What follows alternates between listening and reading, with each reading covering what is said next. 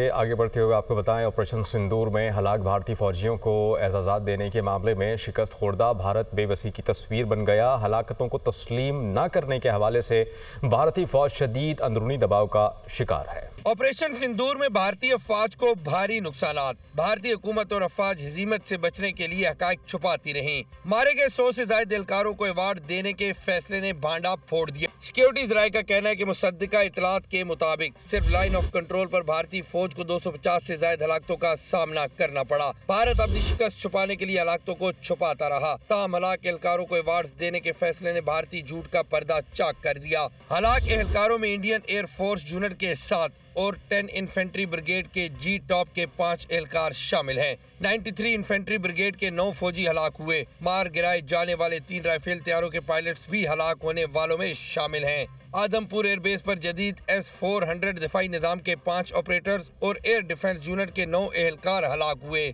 Aviation base Rajouri में 2 और उड़ी सप्लाई डिपो के ओसी समेत 4 हलाक भारतीय फौजी भी एजाजी लिस्ट का हिस्सा बनाए गए हैं। Intelligence field support unit Nowshera में 1 और 12 इन्फेंट्री ब्रिगेड उड़ी में 3 फौजी हलाक हुए। सिक्योरिटी जराये का कहना है कि कई भारतीय जनरल और सफारती नुमाइंदे भी नुकसान तस्लीम करने पर मजबूर हुए और तबाहशुदा बेसिस और राइफल के नुकसानात का एतराफ भी कर चुके हैं। हलाक भारतीय फौजियों के लवाहिकीन पर दबाव है कि वो अपने प्यारों की तस्वीर सोशल मीडिया पर शेयर न करें।